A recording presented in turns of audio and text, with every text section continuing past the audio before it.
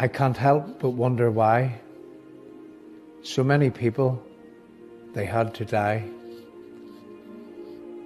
for being British in our own land, murdered by cowards with their evil hand. The IRA crept back to their bed after leaving so many people dead. A soldier, a cop, a father, a son, a woman, a child, just anyone.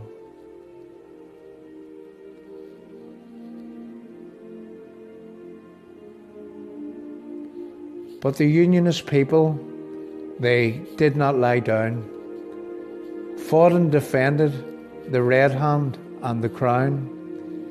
We stood proud, ready and able.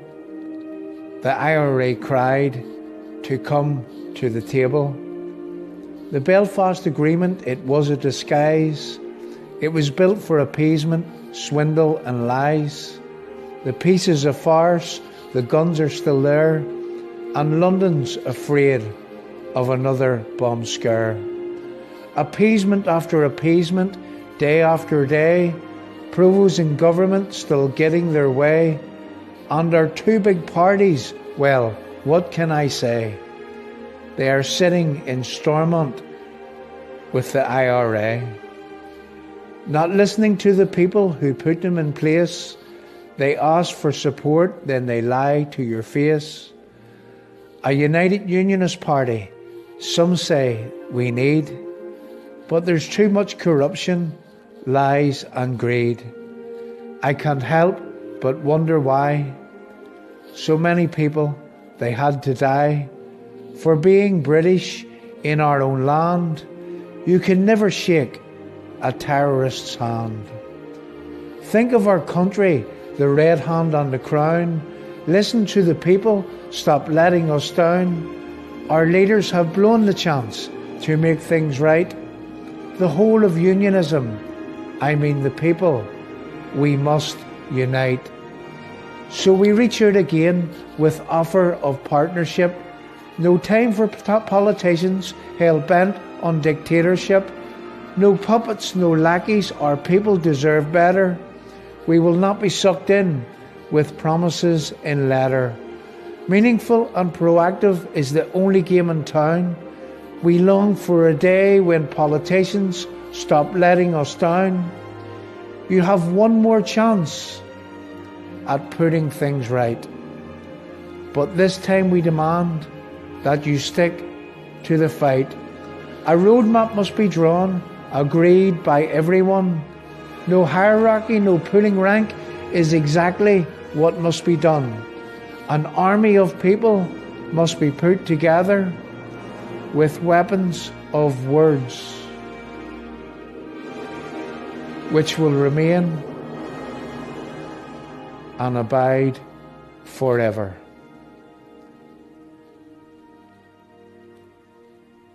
United we stand, divided we most definitely fall.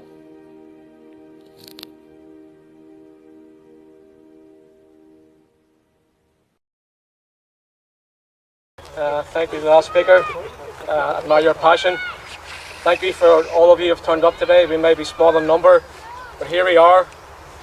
We have a core of people for the right reasons coming here, standing on a Good Friday. 24 years of appeasement. 24 years ago, I stood in that building. That building we see today has no flag, no national flag. And why? We have Irish Sinn Féin telling us what to do. We have Irish Sinn Féin having a veto. We can't even have a centenary stone in this glorious park because of Irish Sinn Féin. 24 years ago, the appeasement process was set in stone, was set in legislation, was voted for by a very tired community, bombarded with propaganda and persuaded by such sound bites as "think of the children, this is for peace." What utter nonsense, what utter lies. I stood against it then, I stand against it today. I'm Councillor Stephen Cooper from the TUV. I've been a councillor for 8 years. I was press officer for Bob McCartney in 1998. I fought in the Ulster Defence Regiment, and I fought against the IRA in uniform, and I continue to fight today in civilian clothes and in a suit and anywhere I can to lay against the enemy, IRA Sinn Féin, at every opportunity. And I'm glad some of you share that passion and that drive.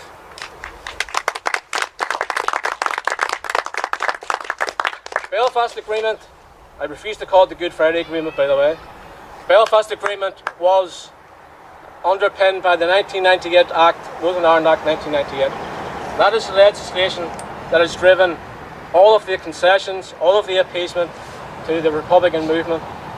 It is similar in practice and principle to the protocol which we are fighting against today, in that all of Ireland, all of the island has been united with stratas of government, north-south bodies to create an all-island identity. The protocol is set upon us against our consent, not with a referendum, but doing exactly the same thing, but on an economic basis. It is to have trade stymied from east to west, but encouraged north-south to create that economic all-Ireland. We are still halfway in the EU.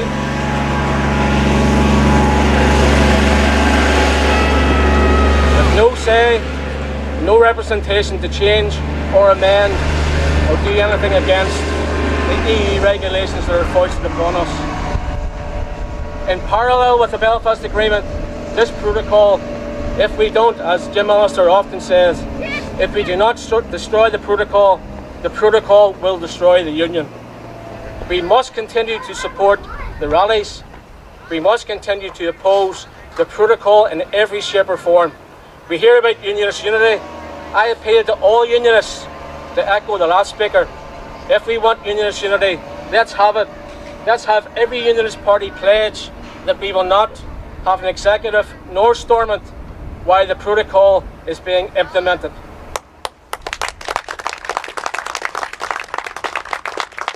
In finishing, folks, this election is absolutely crucial. This is our last chance, our best chance of getting rid of this protocol. We must not be the generation to fail those who have fallen before us. Those colleagues I've lost, those of us who have lost loved ones and family, who have stood steadfast and stoic against the Republican movement, we cannot let those people have died for nothing. We must stand against IRA Sinn Féin and the protocol and the rigorous implementers and get rid of this protocol once and for all. No tinkering, no amendments. It has to go. Eradicate it in its entirety. I hope you're all registered. I hope you vote TUV, #1, right across Northern Ireland. And I hope that you transfer votes to all unionist parties and all anti-protocol, in particular, unionist parties. Thank you very much for listening. We are the people. We are the TUV.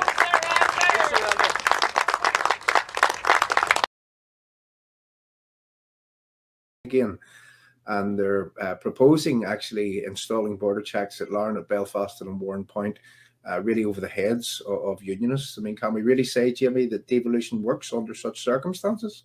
The fundamental basis upon which unionism supported power sharing and devolution was the principle of consent. Like, nobody can seriously argue that that hasn't been exposed as a deception. Even the most pro-agreement campaigners, Billy Hutchison, David Trimble, Jim Wilson, all of these people who argued for the agreement in 1998 have been honest enough to their credit to say, look, we were duped. It was a deception. So devolution is unsustainable on that footing alone. But what is the point of the devolution system we have, whereby every time that unionism seeks to reach for the safeguards are disapplied? So when nationalism were in the minority, when they needed cross-community protections and safeguards, those safeguards were a fundamental, you think Moses brought them down on the tablet. But the very first time that nationalism, along with their useful idiots in alliance, thought that they had a majority to put the foot on the neck, to subjugate the unionist people, all of a sudden the safeguards, the cross-community consent wasn't important anymore. And what's interesting is nationalism, who want a United Ireland, who say that we can't have direct rule from Westminster, are more than happy for Westminster to legislate, so long as they're legislating, putting their foot on the neck of unionism. So when it comes to abortion, when it comes to the Irish Language Act, when it comes to the protocol, Sinn Féin, SDLP and Alliance all of a sudden love Westminster, and they want to talk about parliamentary sovereignty and how fabulous it all is.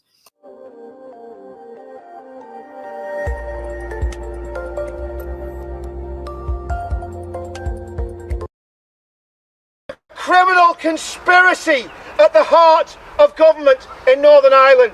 How many people know that the IRA Army Council still runs Sinn Féin? Did you know that?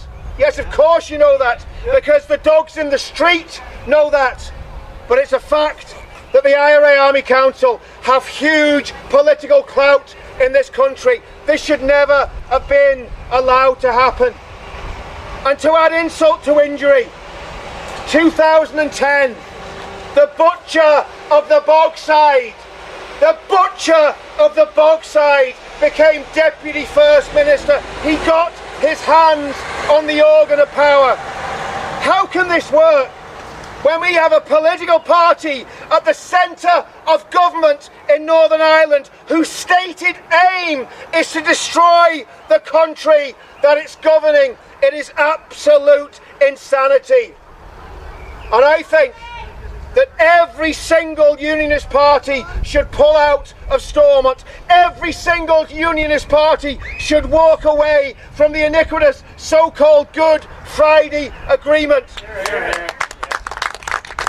And it's very apt that we're standing here on Good Friday. You see, Good Friday is about sacrifice. But Good Friday is also about redemption. In this country, all we have had is sacrifice and absolutely zero redemption. It is time for things to change. And I'll say this, I'm not a politician, I have no desire to be a politician. I'm just a man that feels passionately about this country.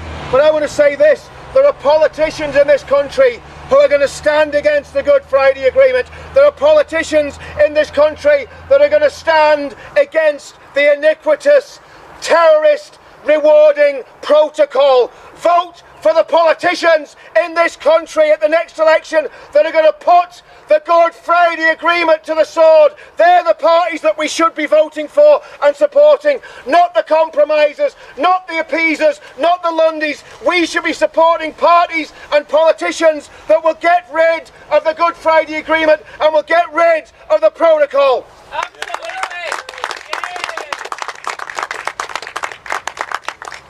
You see, there's a lot of talk in the media at the moment about the terrible happenings in Ukraine and about what happened in Ukraine and about what Russia's done in Ukraine. And there's talk about the Russians annexing Crimea. Do you know what happened when that liar Boris Johnson signed the protocol? He allowed the European Union, without a shot being fired, to annex Northern Ireland. We are not ruled by Westminster. We are ruled by the European Union, and that has to stop.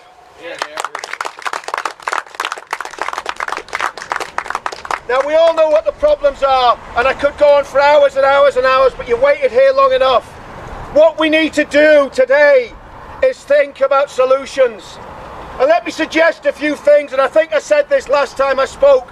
First of all, every single unionist and loyalist that is over the age of voting must sign up and must be on the electoral roll. It's too late for this election, probably for some of them, but people need to get registered to vote, because as sure as day follows night, you can be certain if Sinn Féin top this next poll, they'll be pushing for a border poll. We need our people standing and fighting for this country in a political sense. We need our people registered on the electoral roll. Every single unionist should vote. How many times you talk to people and they say, oh, I don't want anything to do with politics. I don't want anything to do with voting.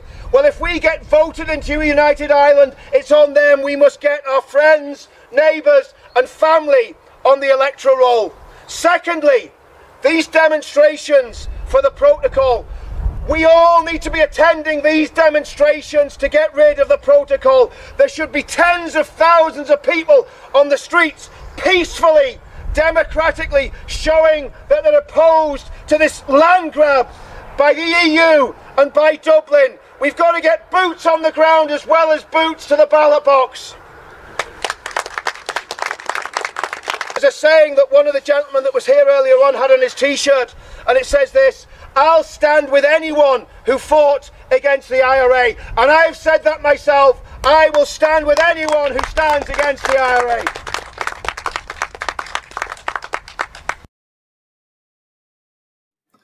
So they tell us from Irish America, the EU, the Irish government, some within the Westminster Parliament, they tell us that the Belfast Agreement, it has to be protected in all shapes and fashions. It's of paramount importance that that agreement must be protected. So therefore, people, that is their Achilles heel. That is the thing that we need to threaten. That is the thing that we need to take down. We need to destroy their precious agreement, because without unionist support, that agreement is over. Are we asking to return back to the bad old days? Absolutely not.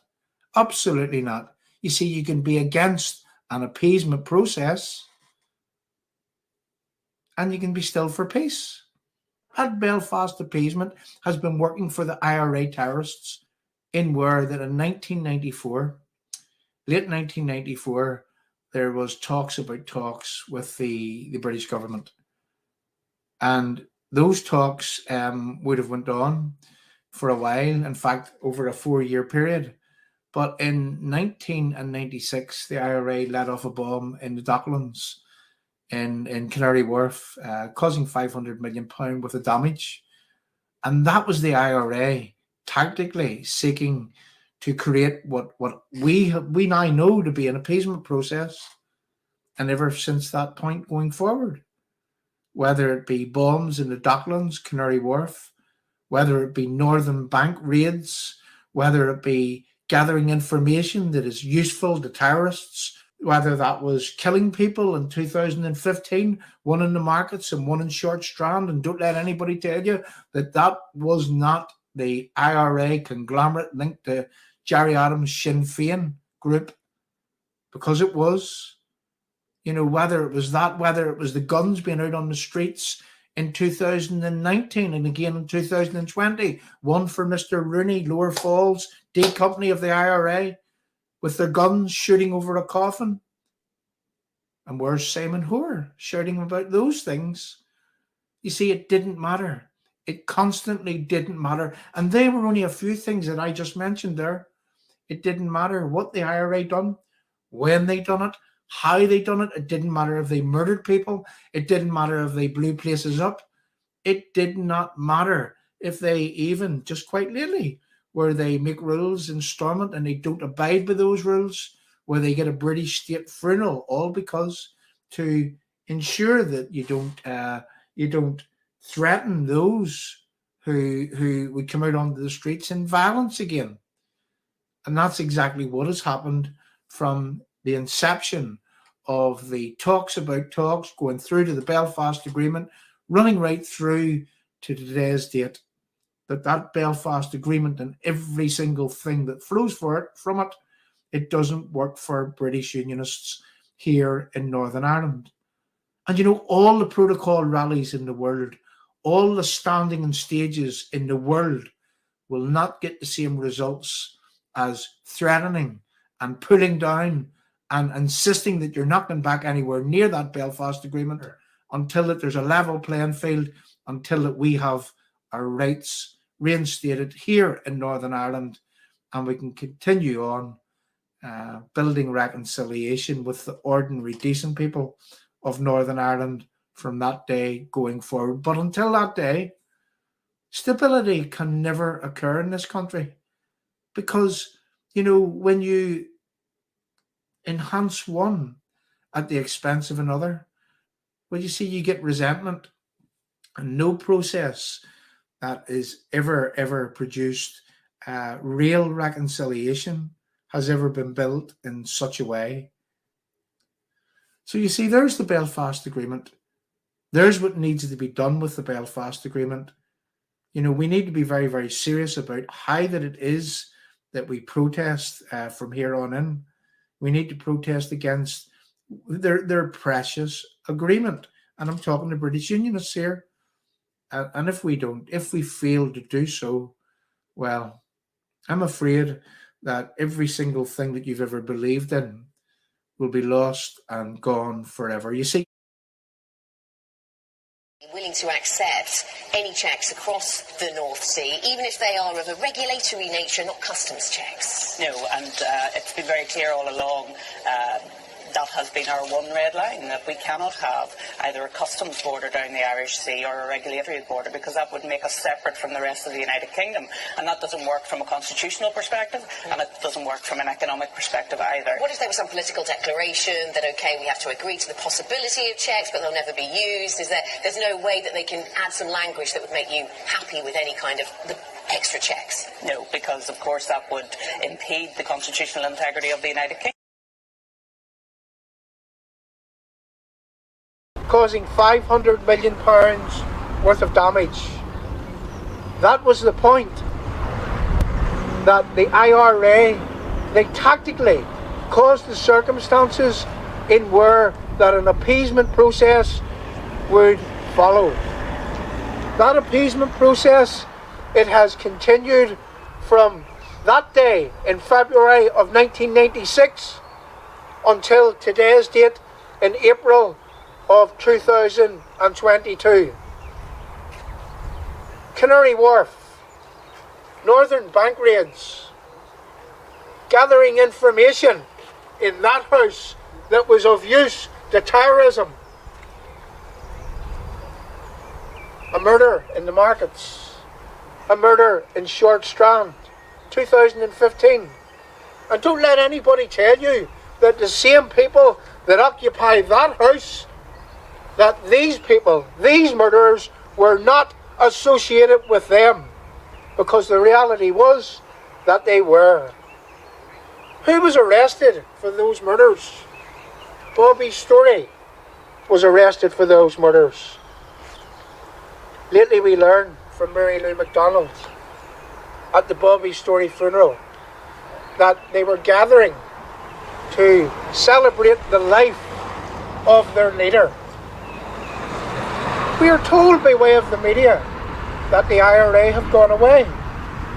We are told that Mary Lou MacDonald is the leader of Sinn Féin.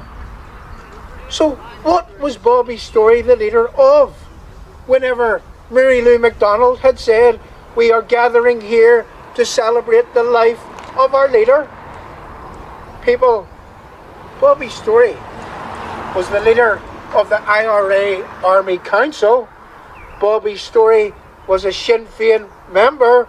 Bobby Storey had access to that criminal gang headquarters up there behind us. And why? All because of this same Belfast Agreement, in where that it was drawn in that people would have to share power with these people no matter what the circumstances. Why has this charade continued? Why does it continue on? It continues because successive unionist leaderships, well, they are all too willing, no matter what the circumstances, they are all too willing to get their feet under that table of power located in that building behind us. And who with? People who occupy that building whilst trying to destroy everything that you, that I, that our nearest and dearest has ever believed in. And they're doing a good job, but they're only doing a good job because that our mainstream politicians, the Ulster Unionist Party, the DUP of late, it is because that they turn a blind eye to all that goes on and that has been going on since the appeasement process begun, when the IRA let off a bomb in Canary Wharf in February of 1996. Whatever George Hamilton's view is on that matter, I want to tell you that I am the leader of Sinn Féin. These people that George Hamilton says are still out there, still wielding influence. What's your relationship with them? I have no relationship with the IRA.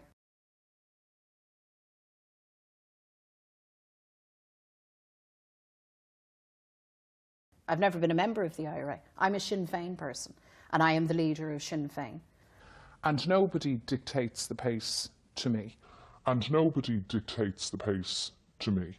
We're here, we're broken-hearted, saying a farewell to our leader. Saying a farewell to our leader. Saying a farewell to our leader, a Republican icon, a Republican hero, a man of action, a great, great Belfast Republican, a great Irish Republican, Bobby Story. Saying a farewell to our leader. And nobody dictates the pace to me.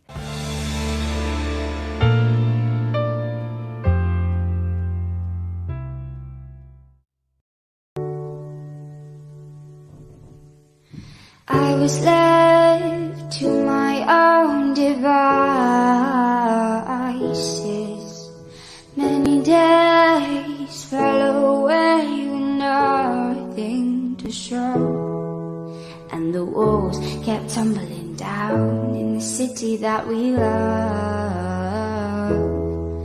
Grey clouds roll over the hills, bringing darkness from above. But if you close your eyes, does it almost feel like nothing changed at all? And if you close your eyes, does it almost feel like you've been here before? How am I gonna be an optimist about this? How am I gonna be an optimist about this?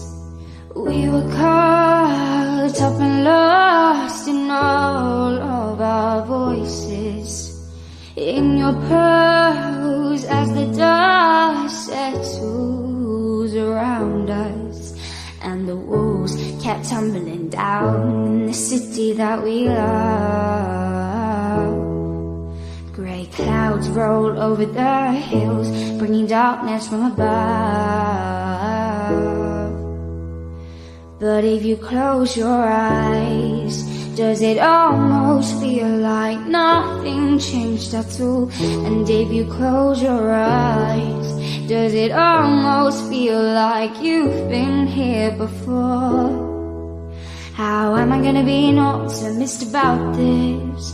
How am I gonna be an optimist about this? Oh, where do we begin? The rubble of our sins. Oh, where do we begin? The rubble of our sins. And the walls came tumbling down in the city that we love. Grey clouds roll over the hills, bringing darkness from above. Close your eyes. Does it almost feel like nothing changed at all? And if you close your eyes, does it almost feel like you've been here before? How am I gonna be an optimist about this? How am I gonna be an optimist about this? If you close your eyes, does it almost feel like nothing changed at all?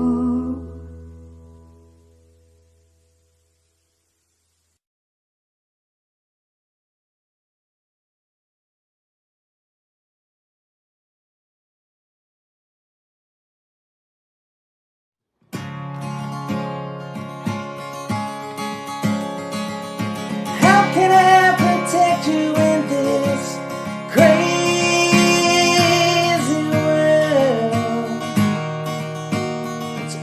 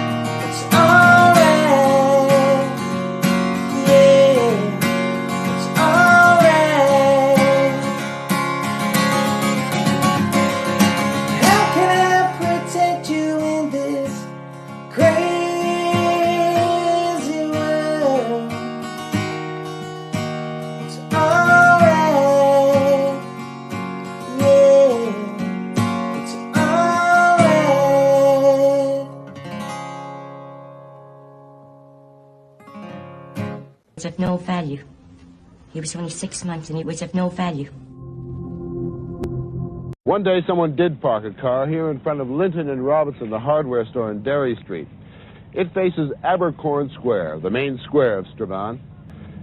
The day they parked the car over here, Mrs. Kathleen Jack went to do some shopping at Cathcart. That's that boarded-up shop next to the Soldier over there. And she parked her baby carriage in front of it with her son Alan in it. Well, that car there blew up. In so doing, it blew up Michael Bradley's classic bar, filled with people, but remarkably no one was killed. But one person was killed that day, 5-month-old Alan Jack, sitting in his baby carriage. A policeman said, you better move along fast because there's a bit of trouble happening. So I just didn't know what he was speaking about. I didn't understand. And I just moved along as quickly as I could, and the next explosion just happened. And Alan was just killed outright in the pram.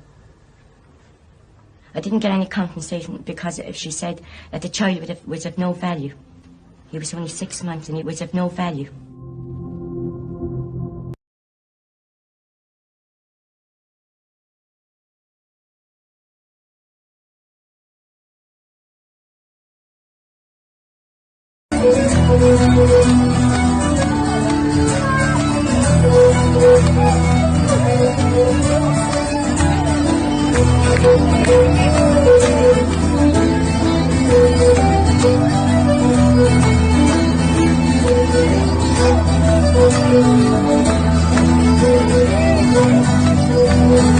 He was only 6 months and he was of no value.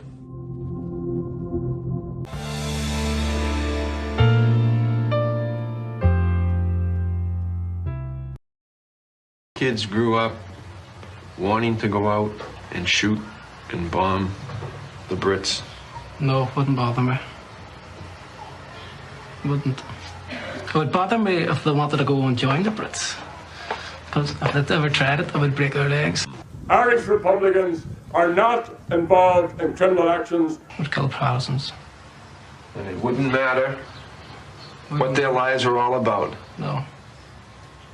They're against the people, against the IRA. They shouldn't be here. Best place for them is under the ground.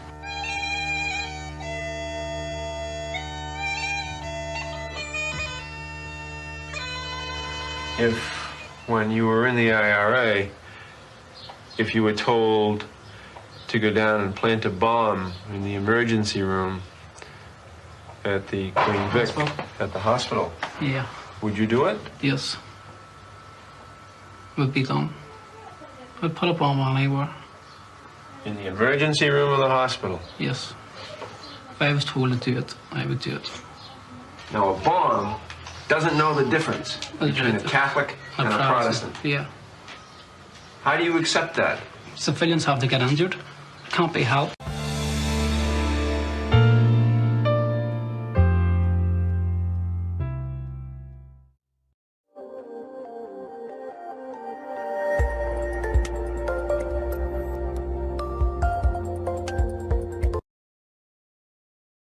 Say, you censor what I can. You say I'm offensive because I believe my eyes, and I say I see a woman, not a man. You call me thick and racist for not wanting to be a part of a rich man's club in Europe with no soul or guts or heart. You throw at me the slave trade. You tell me my 4-year-old grandson is to blame. You point your branding, accusing, intolerant fingers and tell me to hang my head in shame. I'm free to have opinions as long as they fall in line with yours. I can fly my banners high and proud as long as you support that cause. You have to be right all the time. Yours is the only way. I have to like the things you like, be they black, trans, left or gay. It makes no difference if I tell you I'm not the things for which you accuse, 'cause once you've made up your closed-off minds, I'm always gonna lose. You sip your Pinot Grigio in trendy bars down in the smoke, looking down your noses with loathsome contempt at billions of working-class folk. Well, I've come here to tell you that you have had your time, 'cause the winds of change are blowing and bells of freedom soon will chime, 'cause my class, my fucking class, are waking up and stirring, and we're going to peacefully attack. We're going to breach those PC walls of segregation that have divided gay, straight, white and black. I've got no malice in my heart. I don't judge people on their sex or creed or race. I don't speak ill of absolute cunts behind the backs. I just tell them to the face. So to all you branding progressive liberals who won't allow debate, I hate no man or woman.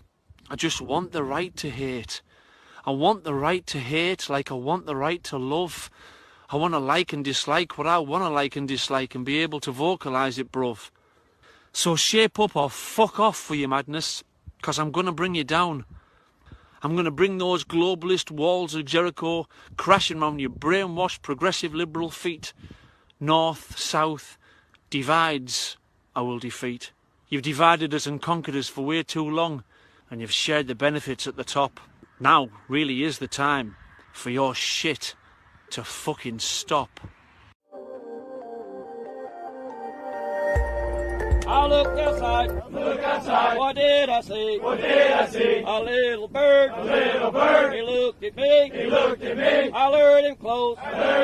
With a piece of bread. And then I smashed. His little head. The moral of the story is. You want some head. You need some bread.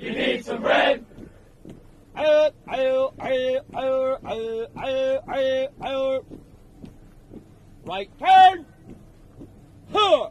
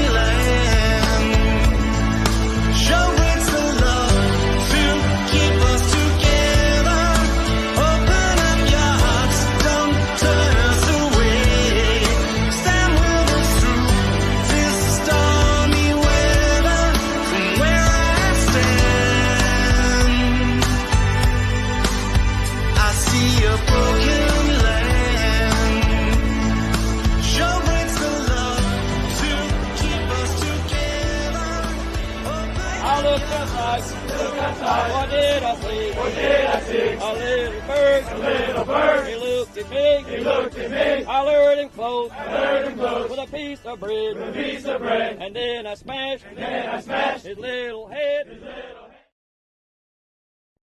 In this constituency, I remember her standing up and saying steal, meal, peel, and that's what this constituency has had since 1998.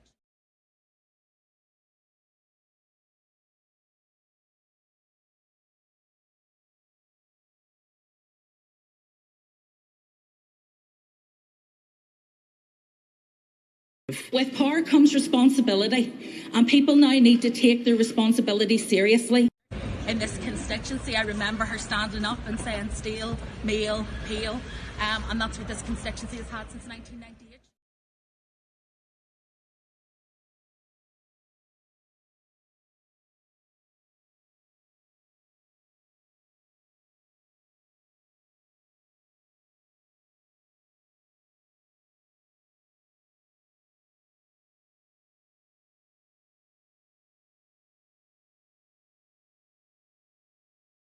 I looked outside. What did I see? What did I see? A little bird. A little bird. He looked at me. He looked at me. I lured him close. I lured him close. With a piece of bread. With a piece of bread. And then I smashed. And then I smashed his little head. His little head. The moral of the story is you want some head. You want some head. You need some bread. You need some bread.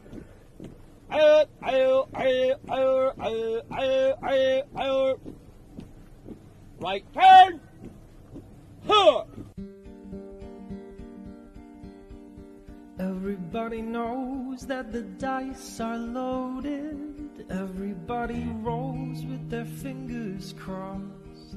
Everybody knows the war is over. Everybody knows that the good guys lost. Everybody knows the fight was fixed. The poor stay poor, the rich get rich. That's how it goes. Yeah, everybody knows. Everybody knows that the boat is leaking. Everybody knows that the captain lied. Everybody got that broken feeling, like their father or their dog just died. Everybody talking to their pockets. Everybody want a box of chocolates and a long stem rose. Yeah, everybody knows. Everybody knows that you love me, baby. Everybody knows that you really do. Everybody knows that you've been faithful, give or take a night or two. Everybody knows you've been discreet, but there were so many people you just had to meet without your clothes. Yeah, everybody knows. Everybody knows.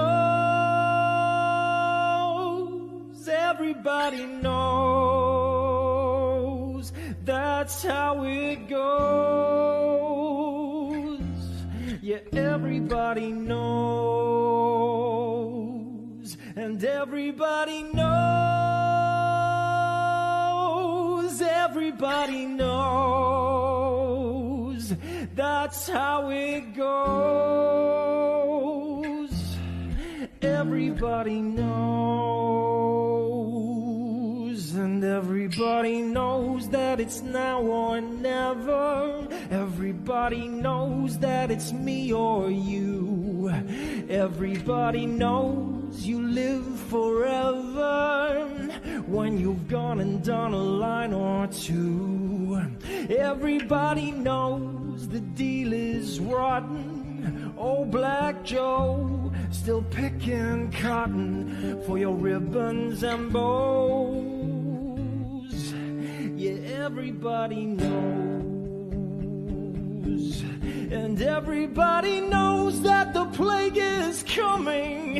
Everybody knows that it's moving fast. Everybody knows that the naked man and woman are just a shining artifact of the past. Everybody knows the scene is dead, but there's gonna be a meter on your bed that will disclose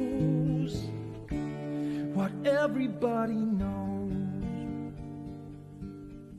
Everybody knows that you're in trouble. Everybody knows what you've been through. From the bloody cross on top of Calvary to the beach of Malibu. Everybody knows it's coming apart.